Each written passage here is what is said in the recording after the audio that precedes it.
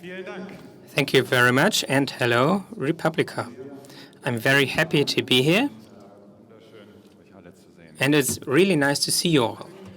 Today I want to talk about generative AI, artificial intelligence, and what it turns into at the moment, what it will become in the future, and what it will make with us and do to us as a society. 2 years ago, I had the honor to talk to you, and I talked a lot about the chances and the possibilities, but also the risks of this new technology. And now I want to talk more about the new possibilities that come with this technology. Last week I was in the US, in New York, and then in Boston when this happened. And then I saw not just a lot of possibilities, but also impossibilities. Certainly you all know the American government that started getting involved in all kinds of places, tried to regulate what people can study, what is part of science, and who is allowed to do this. And what was discussed here in the last days, that's the foundation of scientific freedom, that in this country we already know what happens if that's not present. So some time ago, the vice president spoke in Munich, and he noticed that from his point of view, we have a problem in Europe, that freedom of speech, how he imagines it, is not available, and that we have a problem if people have different opinions than the government. That, what we saw on the left side, is an interesting contrast, obviously, but now in the context of AI, he then went on to the AI Action Summit in Paris, and he noted that he would see the US to their own conditions as the leader, and we can join in and follow if we want. And then we can see that if we have such a powerful technology as AI that will be the foundation of everything, it will be even more important that we have European sovereignty in this technology. But why? So in this talk, I want to talk about this why. I'll talk about the future of AI, then what I think it will do to human intelligence, and what that means for our society in combination with AI in the future. So why is it that important to have sovereignty in this new technology? I think first we have to understand that generative AI is an enabling technology, how I am naming it. So it's enabling future technology advancement. So technology, just like electricity or the personal computer, those are technologies that we don't like because of themselves. Nobody produces electricity because it's nice, but because it enables a million other technologies and makes them possible in the first place. So it becomes the foundation and the key for everything that comes after, economically and also societal. And whenever a technology becomes that important, it's obviously important to have sovereignty. Otherwise, it will be just like with energy a few years ago, where we are still reflecting where we want to get it from. But as soon as we are dependent, when someone can just turn off our lights, then we might want to make compromises that we don't really want to make. So those are technologies that create new possibilities that would not be possible otherwise. They can transform complete sectors, and I called it commodities, so critical resources, and they become scalable. Scalability of such commodities. Let's look at air traffic and mobility that was created by it. The plane, the aeroplane, during its existence, made mobility a lot of cheaper over a distance. And so the part of mobility we are using increased steadily. And that's the case with all enabling technologies, from the printing press to the steam engine that made mechanical and physical power scalable and unbound from human muscles. Electricity that we can get by the switch of a button. And the personal computer with information freedom, of course, and communication. But what does that mean for generative AI? So AI has something to do with intelligence. So we can assume that it will make intelligence scalable. Let's ask the experts. In studies over many years, it showed that most experts, a majority, assume that AI on a, let's call it human level, will be available at 2060. It's weird that it's dated at such a late date when we look at how AI is proving itself in tests right now. We have a lot of models shown in this graph, and we have a normal human on the left. All of you are above average, of course, PhD level is there, and experts are somewhere here. And in this test, so this is a Google proof test. It's something you can't just solve by looking it up, how far those models are getting out there. So we have this average human, say, are in the 50% area of IQ. But what I think is interesting is that where these capabilities come from, human, especially when we're talking about working memory, human is very limited.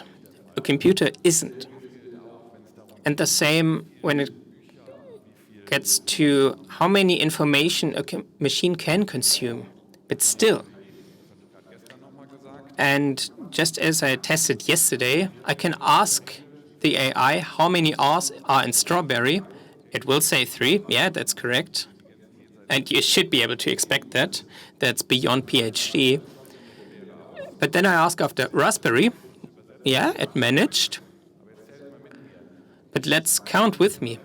Twice? It's interesting with the IQ test earlier. But it can't count to 3. And then we look at something like this. This was in February. This monstrum that some call a car. It hit a traffic light or a pole. So the pole wasn't too damaged. It's not intelligent, but so those cars, when they want to go through the wall with a head. So we can now laugh about how bad AI is, but when we look at what humans are capable of doing, when I ask which of these buses is bigger, well, it is a trick question, obviously, if I'm doing the asking. All 3 are of the same size. It's called a Ponzo illusion, that we as humans have a lot of troubles as well and problems in the world. We're not aware because we build a world that we are not confronted with it daily, but we might have the same kind of illusions where we are good, so the computer is good at this, but bad at the other example. And so there are differences in intelligence. So tests for medical doctors and have them challenge AI. So LLMs have a higher quality, but a higher empathy, which is quite interesting for a black box. We can just think about what if the doctors are jet lagged like I am and we're working for 48 hours in emergency care, then I can imagine that the LLM has more empathy left. And those are nice examples for cooperation. Then there's the Turing test, of course, named after Alan Turing, that's supposed to measure if my conversation partner is human or a machine, and the machine should pretend to be human. And they probably imagined it differently because of his biography, but let's not get into it. There's a nice movie about it. And now this publication showed, and it's from this year, not only that the models are significantly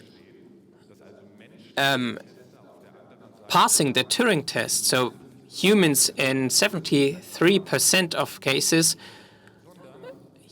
normal humans judged them as human. But they also do it more often than with humans. So if you are talking to a human, you barely recognize them as human more than a coin flip. So AI is better at playing human than humans are. AI is even more funny. I'm not trying to be funny now, I'll just show this. And it makes me wonder, so Marcus, I don't know who should be hired next year, but AI is funnier than people, so maybe a good idea. So what will we do with this? AI seems to work in many cases, but how could it get everywhere so quickly? This is the PC. For all of us, it was a breakthrough because it's incredibly versatile. You can do a lot of things with it and do it quickly and relatively cheap.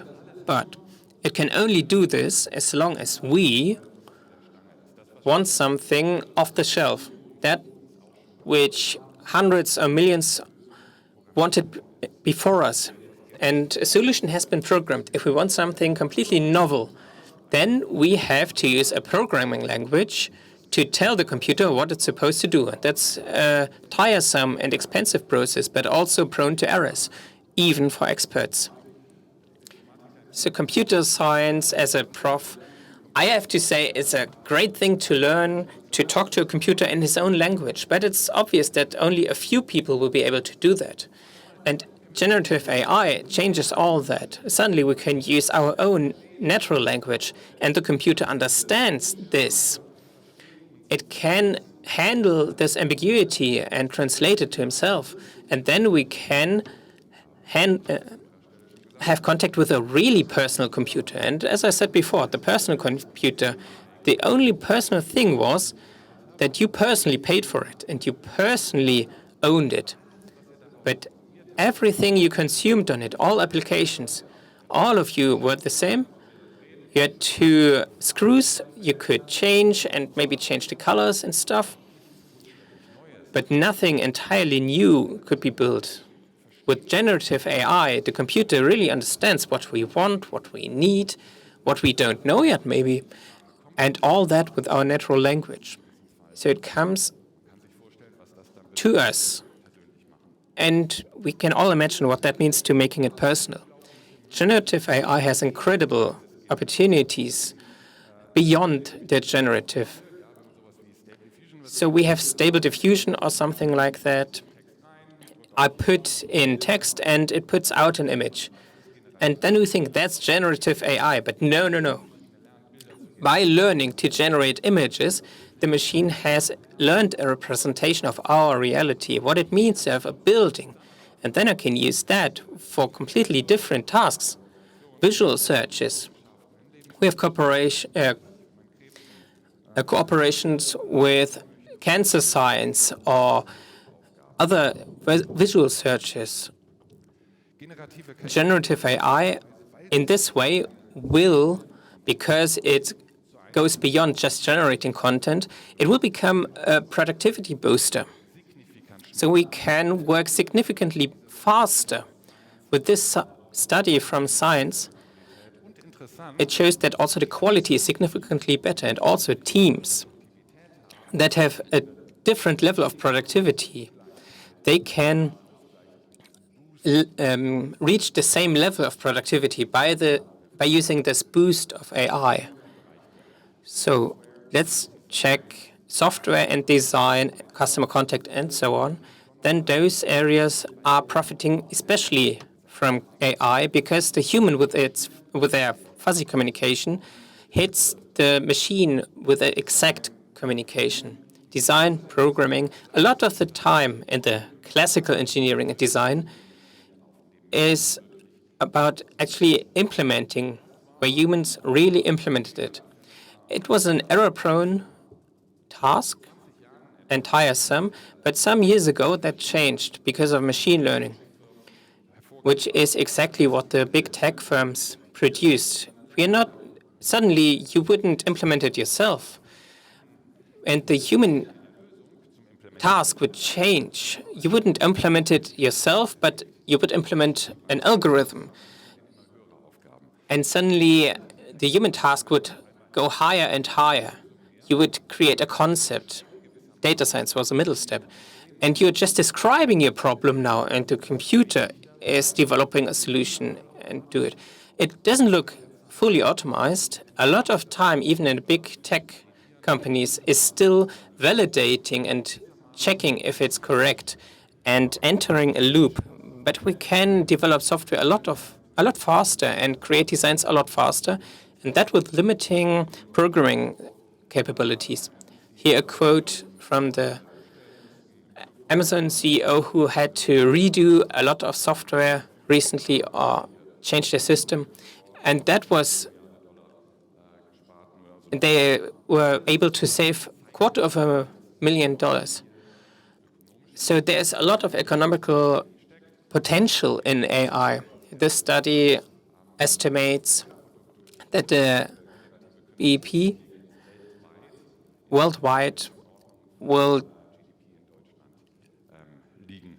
be similar to the GDP in Germany. So just AI worldwide will be the same level as Germany. So this technology is enabling commodities that were expensive before, and so they were limited, they become scalable. Things that we have in a limited quantity, they become cheaper. And that leads to whole new economical breakthroughs. But on the other side, what makes this generative AI possible in the first place? And why is it moving so fast right now? What's the fuel for generative AI? Or general, all enabling technology? Let's look at the PC. What enabled PCs were hundreds of years of technology. It started with relays and transistors, and it got smaller and cheaper all the time.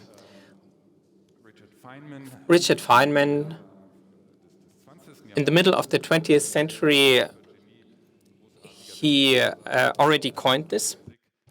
He was a brilliant scientist, physicist.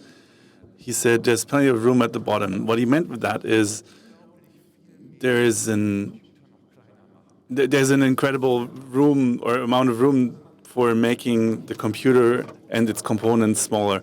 And that was the basis for Moore's law that essentially made computers not just smaller but also cheaper. They got faster, they got smaller, we got lots and lots more components inside. But the problem was it got harder and harder. And the thing is, the moment a technology can use this exponential drive, you struck gold, you know? There's more capacity that is being thrown at it.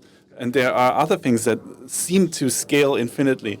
Data, storage, physical power through steam engines and later electricity, natural resources. You can already see there's a question mark attached to that.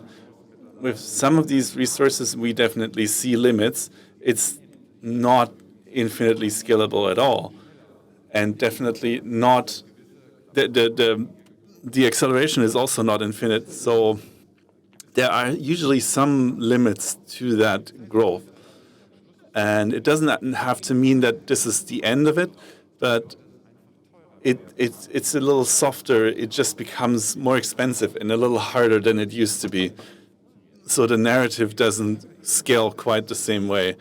And for generative AI, this means for the last few decades and essentially the last few years, we've reached we reached this point because we made the models larger. That's how they became more intelligent. And this is all, it's valid, you know. You have more resources, you can just throw them at it, that's fine. But if you look at the second plot, you started having some doubts because the growth rate on the left is definitely higher than the one on the right. So just to throw out a number, there was a factor of 15,000 in the growth of the size of the model. And unfortunately, the GPUs didn't scale at the same, so the computers that they run on didn't scale the same way. So the rate of growth that we need is much higher than what the hardware is actually allowing us. So there are consequences to that. So we can tell that the cost to train is about 2.5 per year. And that means training these models becomes more and more expensive over time. And what was our solution? Well, just throw more money at it. So this is the curve that you can see. So the further we move on the right, the distance between the growth rate of the hardware and the model becomes larger. So you just need to throw more money at it. And as far as I know, money doesn't increase exponentially. So this will lead to problems. So the costs are rising. This is ChatGPT 4. This is already in a few dozen to $100 million per training run, and you will reach the billion soon. So this doesn't just mean more money, but also more training data, because larger models also need more training data. And the question is, where will you get more uncorrelated? That means essentially new training data. And who will give that to me? How will I compensate the people who provide this for me? And what will that cost us? And you can already see in the right graph that it's also not as easy as it might appear. And this means we have been on a path where fewer and fewer players are able to play that game, because essentially they have the money and the others don't. And the tech is crucial. So we will see an oligopoly in that area, and meaning everything we do with AI will essentially pass through very few hands in the corporate sense. And the kicker really is we are blind. We are blind to the change that is happening. We always only see the here and now. And we see that the computers have always become faster and faster, and they have solved the problem easier and quicker, but there's a saturation effect happening. And this sounds dystopian if I leave it at this, but we essentially miss that there's another shift happening, the paradigm shift, the same thing that we saw in the PC arena. It's not like the PCs you see in your phone, for example, or in your wristwatch. They're not vacuum tubes anymore. There were a few other things that happened after. They reset the evolution a few times. And these paradigm shifts that usually happen when science and technology interact, and we're usually not able to foresee when these will happen. So think of flying to the moon by building a larger ladder. That sounds very, very quick and easy for the first few meters, and then that's the end of it. And this dead end is really important for us humans, because real intelligence happens when we hit finite resources. Humans on this planet, we're not the fastest. We're not the... For example, there are animals that are faster than us. Even your cat will probably outrun you. But we have our brain, and as far as I know, it doesn't grow either, and that for a long time already. So even there, we can see the limited resources. But nevertheless, we went from an era where we hit the problem with stones to an era where we basically have machines that we built and that we use as tools. And the same will happen with AI. We have to employ abstraction, generalization, and only then will AI become more intelligent. We will have to go through a bottleneck. It's the same way that we learn when we have to study for a test. But we definitely see a democratization in general AI. There used to be, we employed 2 billion training images, and our goal wasn't to just fill a data center that was very expensive to use. Our goal was always to have this on very consumer-grade hardware that only costs a few hundred euros or dollars. And the idea was to cram as much data into as cheaper hardware as we can to make it more accessible, to make it widely used.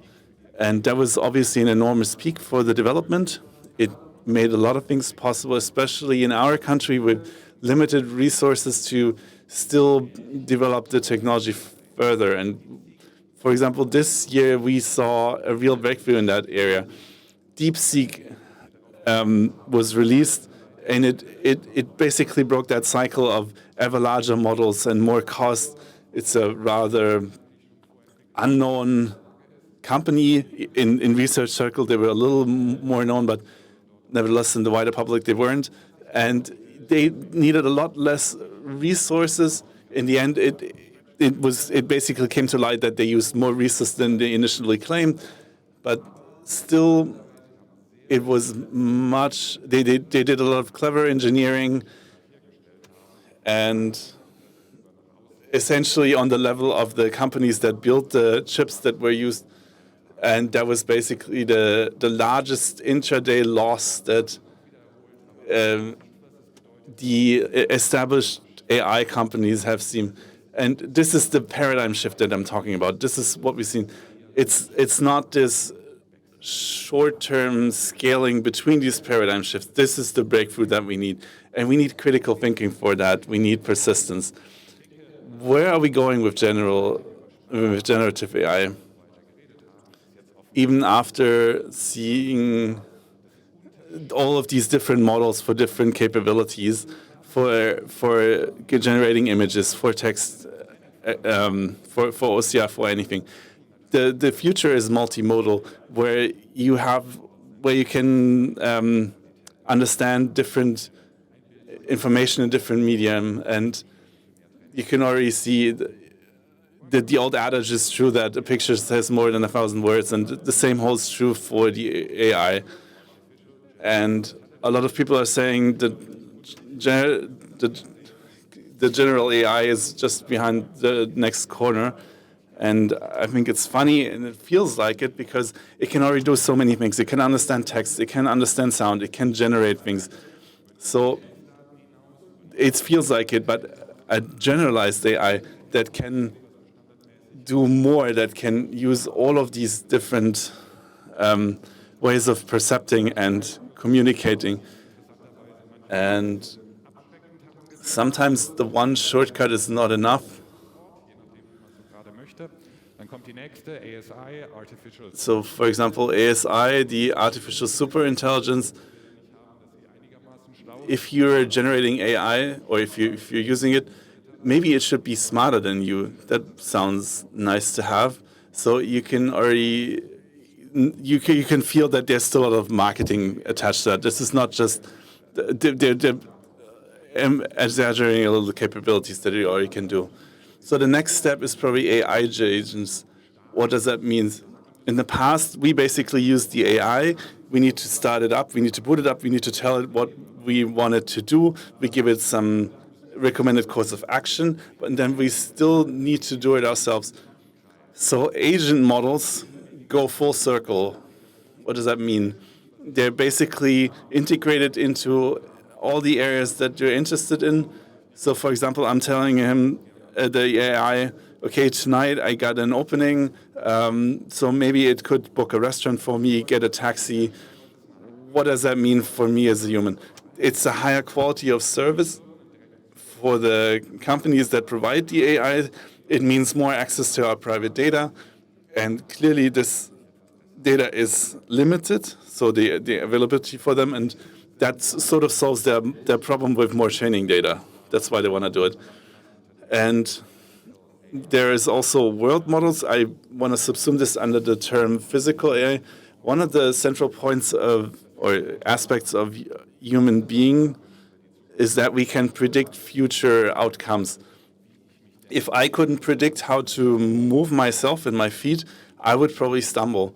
So That's why this video generation is at the core of having a model of the world that allows us to predict things. For example, for robotics, that's video on the left, that's Boston Dynamics. You already know that they're almost fully autonomous, but there are also some players in China that have reached that level, and prices have fallen rapidly. The chips will still continue to gain more capabilities, and the prices will drop. So there are these models will become more and more affordable. So simulation will become more and more important. For example, in crash tests, this is very complicated and it's not reachable immediately, but you can already see what it will gain in the future when it's ready. There's also material research.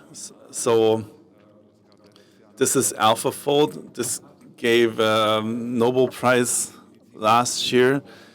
It's for medical research, for pharmaceutical research. You can imagine what would be possible if there is personalized medicine that is customized for your body. And same for weather research. You're probably not very happy if your phone tells you it's going to be sunny outside and you walk outside and it's still raining. So there will be AI weather prediction that the AI generated weather prediction will be better than the human one in the near future. So the question is, where can it be of most value for our society?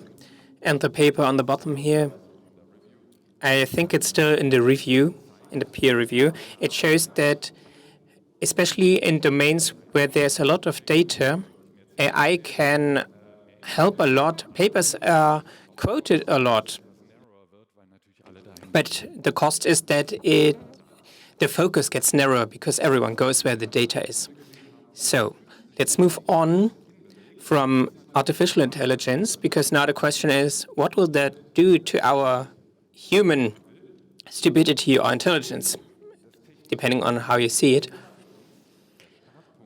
Because ideas were always the start point for us to improve our cognitive abilities. It starts with banalities like fire. So we could work, for example, on talks like this. We could make post-it notes and we didn't have to remember it all because we could write it down. We had computers to make information available and connect globally. So what does AI do with us or to us now?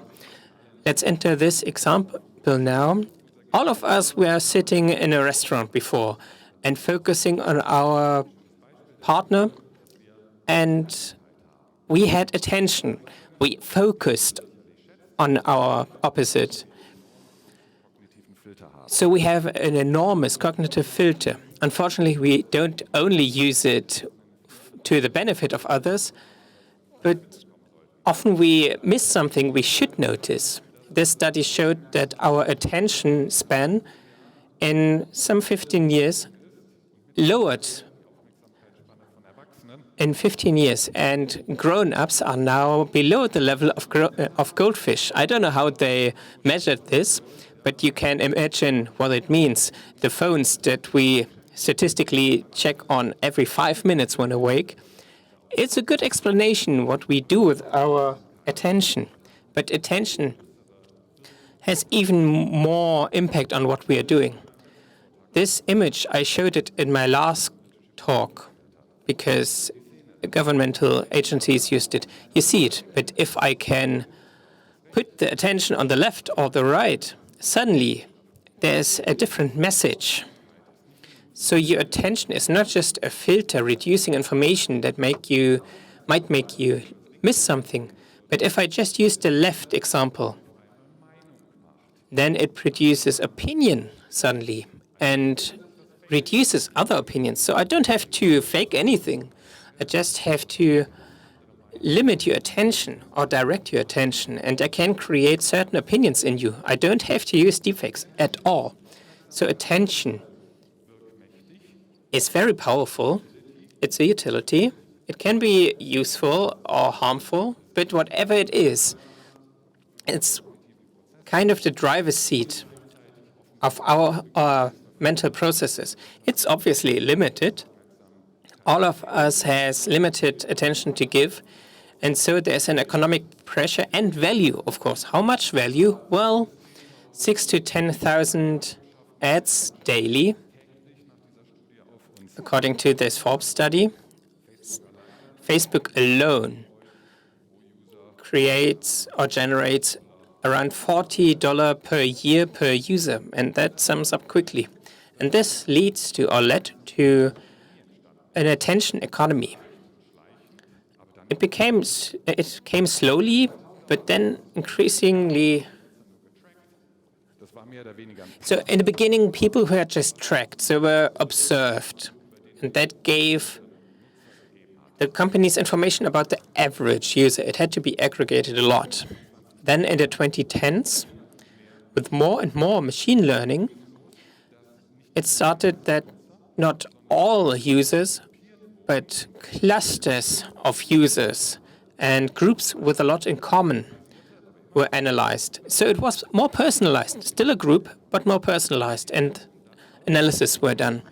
And of course, not just analysis, but they were targeted and directed. And now we are in the age of generative AI. Suddenly, I can individualize and have tailor-made media and content for each person. So the technology switches from just observing to more active engagement. And such, we have an information society with our attention economy that offers a lot of possibilities, but also challenges. And I think it's important to see both. So it's said that data is the oil of this new age, and the filters for this oil, the places where it's filtered and handled, they can make a lot of money, and they are useful for us without question. The problem, however, is that this magnifying lens is distorting reality. In the center, it's reasonably clear, but to the periphery, it's distorting more and more. Every data analysis is not neutral. Every data analysis, also AI, has been trained. Even classical data analysis, it's limited to some data. So of course, there are distortions. There are a few politically. So there is grouping in certain areas. And of course, that in turn has impact on the filtering. But what does that do to us? I think Daniel Kahneman's ideas to System 1 and System 2 quite interesting here, because he put briefly, he said that we have a System 1 that's there for 95% of our thinking, and it's intuitive. You can't work against it. It's always there. And in contrast, System 2, which is significantly slower, but on the other hand, rational and reflective, it works a lot less. So the first part on the left, it's a lot faster and it's always active. You can't do anything. You don't have to activate it. It never sleeps, basically, and it's basically an autopilot for decisions. And it's fine. It reduces the cognitive load for us. And the right side that can make much more rational decisions, it's slower and it takes power to enable. Once it's there, it's much more reliable than on the left. The left one, that's always there. At the same time, is very easy to manipulate. It reacts much faster on the negative. The first bit, the first impression that I give you, that's fixed. You can try to correct it, but it's basically over. Overgeneralization, stereotypes, it's very, very susceptible to those. So if you were to need a driver's license for handling your body and everything, System 1 would have lost it long ago. So for critical decisions, it's definitely the wrong one. And System 1, it's easy to game, easy to hack, it's easy to trigger. And that triggering is scalable. We saw it on political spectrum. If you want to analyze it, it's very much easier to not bring people together, but it's easier to discriminate, to distinguish people, to put them into groups.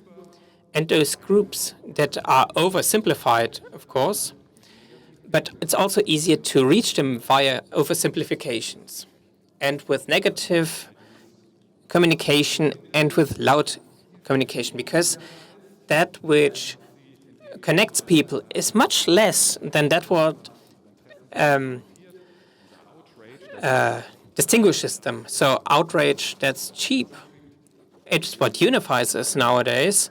So distraction, the dividing and provocation, that's the main focus of communication nowadays.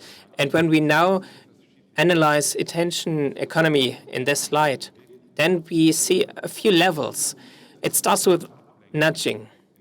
If you can't do that, you distract them by flooding people to keep them from really thinking. Then deception, of course.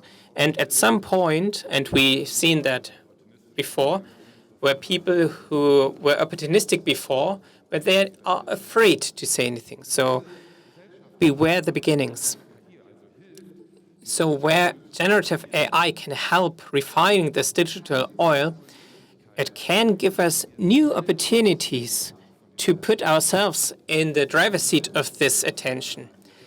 It can become our personalized filter. We don't need one off the shelf. It can help us summarizing and explain content to us so that we understand it, so much more personalized. With that, we can solve the trouble with System 2, which is very burdensome to activate, which is quite limited. We can reduce those problems. It becomes an afterburner for System 2. So System 2 on steroids. With the boosting of AI, it suddenly has a chance against System 1, but only if we all want that, because we still have to turn it on. And the second part is we need sovereignty with a gatekeeper, this AI that does this for us, because obviously it can be handled differently. Here's a nice example from a science study that shows that with AI, who are already fixed in their opinions, when they are put into a dialogue, personally addressed, then bridges can be built. What does that do to our society? Generative AI, it makes intelligence to a scalable commodity. Artificial intelligence makes this form of intelligence accessible. It makes it scalable, which was not the case for intelligence so far. It was very expensive. It makes it further deep, so PhD level, but also very broad. So to connect very different things. So we don't have idiot savants, but we can go into the breadth. So as if every one of you was a CEO commanding an army of PhDs. That's made possible with this AI. And that's a transition that will feel really different. It's not as if AI is just a bit smarter. No, it's the switch from mainframes with the cards to a phone, powerful computer in our pockets. It didn't just get smaller. We all know how different it feels when I can access it at all times and have access to all the world's information at any time. How can that help me? Well, it can help me fighting choice overload. We all want choice, of course, but let's face it, we are happiest with choices we made, but making the choice, that's really inconvenient. And in California, in a supermarket, there were so many choices. It was overwhelming. It does not make you happy. So decision paralysis and post-decisional regret. So after making the decision, you regret it. And AI can help us. It can help us defining and verbalize our goals, to find and identify alternatives, and then weigh evidence against each other. With the new techniques like chain of thought, I can enter the reasoning process and loop of the AI and check what's connecting all those points and make it a bit more transparent. And to finally make the point and move on to what that means to our society and formulate a call for action. 100 years ago, this was the top technology of the day, a bit more than 100 years. Big, luxurious Atlantic boats. The companies behind that are not existing anymore. Why did they disappear? Well, they were not killed by icebergs or some trade troubles or wars, but they were removed by this, by an airplane turbine, an engine for an airplane. They were great companies. Why didn't they just accept the new technology? And that shows the fallacy and the problem. If we do not know the goal of our work, then we can have as many customers and money as we want. We will end up as the companies behind those ships because they misunderstood their business. They understood it as shipping and not as transportation business. And so the optimization went into the wrong direction. They improved the ships, but they were not able to transform. So if there's new technology, let's just fly. Why not? With generative AI, we see a transformation like this again. Interestingly, we train all these models by just predicting the next work. And when images, it should predict the next image patch. And you could think that that's nothing new. It will not work better. And when we were training Stable Diffusion, something magical happened. Back then, we had to tell the AI what that is. But after seeing a lot of images, the AI just added shadows on their own. We didn't define any light sources or anything. But the AI did it as an emergent property of physics itself. What does that mean for us? Before we were in an information society with the personal computer and with a phone that you can use at all times. We were basically drowning in information. We were starved for knowledge because we were spending most of our time searching for the information that we had in that pile of data that we had, and the information is the sea, and we need the information as islands within that ocean. And we need to now create connections or bridges between these islands. And these new approaches that are asking, can I task the AI with doing X for me in order to find something really new? We're beyond the point of a stochastic parrot. And in the past, we needed to spoon-feed the computer to give it the information in bite-sized portions. And now the computer can take in raw, unstructured data, analyze it, live data even, and make it accessible. And the AI is abstracting, on top of it, extracting the available knowledge. And we're coming from the democratization towards live information. It's basically, if you think back to the printing press, we had static content, then the computers made it more dynamic. The World Wide Web, became more global. Wikipedia was curating the content, and now the AI is personalizing that experience. And we're still living that change. We're going from an information society to a knowledge society with profound impacts on our daily life. And to show you the other side of the problem, the AI got more and more memory over time, and it knows more and more about you. So you need to think about what you want to share with the AI. And OpenAI is actually working on a social network. Why? Obviously, live data, more information for the models. So you get a feeling of where this is going. And just think of marketing. This is a huge area. They're estimated to have 700 billion, and 60% of that money goes to the three big players, Google, Meta, and Amazon. And now you have this whole process. You have an idea, you want to get it to a product. It's not really ready yet, and you can use this you can use these social networks as a test balloon. You have a feedback loop that you can close now. If you pay them enough money, you can just float the idea with the users, and then these companies tell you how to improve your product and how to get it better. And this is what I did yesterday. I typed in a few things. For example, a personalized ad campaign. You can take the cover, you can float it with users, and get feedback for that immediately in fractions of a second for very little money. And if you summarize all of this, generative AI is a critical technology, is basically the door to the knowledge in the future. And we will need safeguarding in that area. For example, if you think of Russia, this source here says already 1/3 of the information fed into the system is somehow affected by Russian propaganda. And we still have challenges with the generative AI.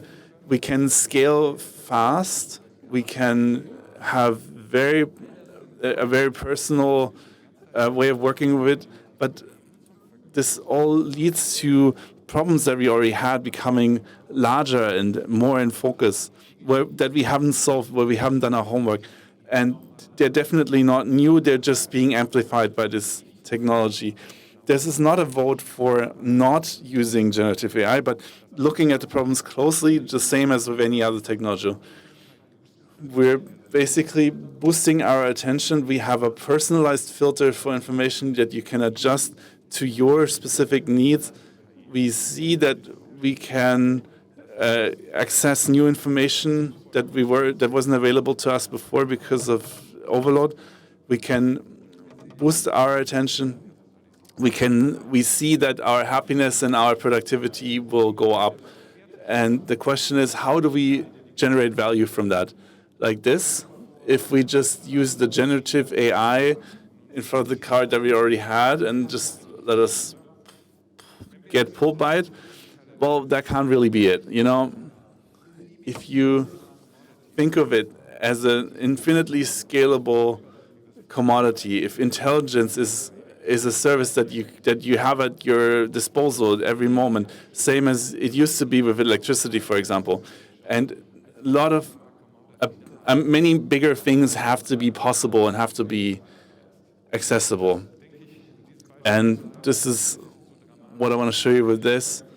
This is basically the transition between the phone booth and the smartphone that you have in your pocket. It's not a miniaturized phone booth. It gave you so many more capabilities and made things possible that weren't there before. And I can't give you a checklist to do or like a 10-point plan for the future. We need a change of mindset, especially in this country, especially in Europe, because if it's a technology that similar to the horse carriage that does a transition to the aviation industry, we moved from 2 dimensions to 3 dimensions. And similarly, we need to think very differently than if we were just still moving in that plane. This is where we need to go. Move away from carrier pigeons to a post office. It doesn't mean that it basically means that old jobs will go away and we will have new, better ones. So we see that this transition from the foundational models to the era of applications. This is where the next epochal change will happen. We should not just look at what we have in the past and what we will lose. AI is not just going to make everything faster and cheaper. Same as the telephone, the transition to the internet did not just make phoning faster. It gave you many more possibilities that you didn't have in the past. And the same will happen with AI. We need to think about new tasks, new ideas. And people who have ideas obviously won't talk much about it because they're just still trying to refine their business model. And we also need to improve the performance of these models and the AI, less resources, more trustworthiness, better performance. Trustworthiness means we want to use it more in the future because it's more reliable. And the last point that I want to make is I used to be on the West Coast in the past. We need sovereignty in AI. That means we need a skilled workforce. We need a lot of engineering capabilities in the AI sector because that means we cannot improve these models by ourselves and we stay dependent on other countries, especially us, obviously. Generative AI will bring about new opportunities, but it is up to us to realize them. These opportunities are there, but they will not happen by itself. We need to decide to do this. We need to make something out of it. It won't just happen. So I want to end with a quote. We set sail on this new sea because there is new knowledge to be gained and new rights to be won. And they must be won and used for the progress of all people. Thank you for your attention.